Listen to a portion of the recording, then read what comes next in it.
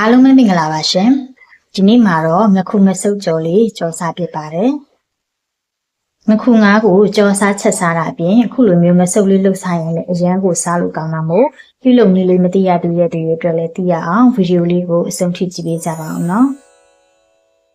ငဆုပ်လုပ်ဖို့အတွက်ကိုတော့အသားလွှာထားပြီးသားငခု20စက်သားကိုနှုတ်နှုတ်ဆင်းပြီးတော့အရသာအတွက်စားနဲ့စနွေးမှုန့်လေးနဲ့ပဲနေထားပေးပါတယ်ဒါလေးတွေကတော့ငဆုပ်ထဲမှာထည့်ဖို့အတွက်စပလင်အရင်ပိုင်းကိုပပလှီထားတာရဲ့ပြီးတော့ကြက်သွန်ဖြူနဲ့ရှမ်းနက်နက်အနှင်းငယ်ကိုလည်းပပလှီထားပေးပါတယ်ရှင်ပထမဦးဆုံးစပလင်လှီထားတာလေးတွေကိုစုံထဲမှာထည့်ပြီးတော့အားလုံးညှက်သွားတဲ့အထိအောင်ကိုတတိဆက်ထားလေးထောင်းထားပေးလိုက်ပါမယ်ရှင်စပလင်ထောင်းထားတာလေးညှက်သွားပြီဆိုရင်တော့ကြက်သွန်ဖြူနဲ့ရှမ်းနက်နက်လှီထားတာကိုပါထည့်ပြီးတော့နောက်တစ်ချိန်ထည့်ပြီးတော့ညှက်သွားအောင်ထောင်းထားပေးလိုက်ပါမယ်ရှင်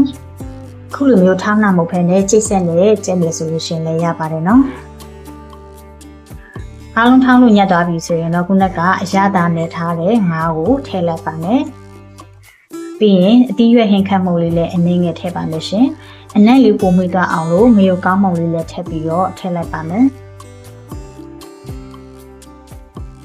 အရာအောင်အတွက်ကိုတော့ငရုတ်သီးဟင်းချက်မှုလေးထည့်ပါမယ်ရှင်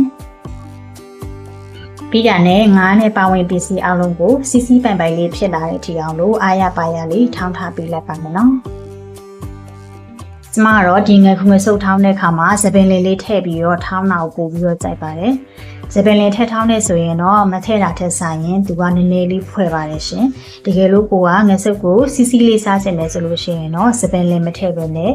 တခြားဟင်းခက်အမွှေးကြိုင်လေးတွေထည့်ပြီးတော့ထောင်းမယ်ဆိုရင်လည်းရပါတယ်ရှင်ကျမတော့ငခုငဆုပ်ဆိုရင်အခုလိုစပယ်လင်နဲ့မှုမှုလေးနဲ့စားရတာကိုပို့ပြီးတော့ကြိုက်တာမို့လို့တခါတည်းထည့်ပြီးတော့ထောင်းပါတယ်ရှင်။ထောင်းလာပြီးရင်လည်းအခုလိုမျိုးတော်တော်လေးစီးစီးပိုင်ပိုင်အနေထားလေးရောက်ပြီဆိုရင်တော့ရပါပြီရှင်။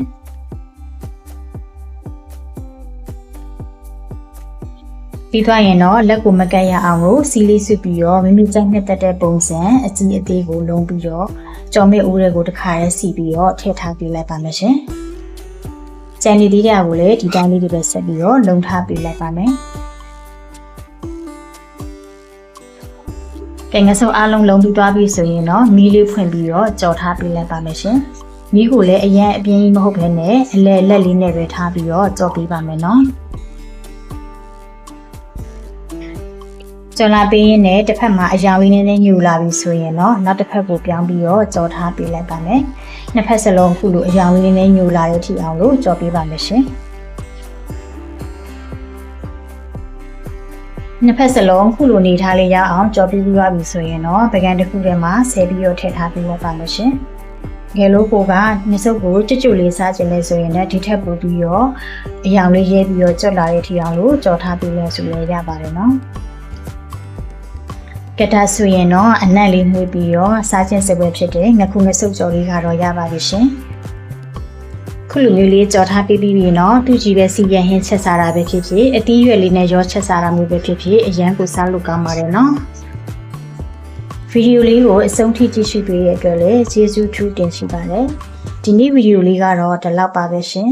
ဒါဆိုနောက်ထပ်ဗီဒီယိုအသစ်လေးတွေမှာပြန်ပြီးတွေ့ကြမယ်နော်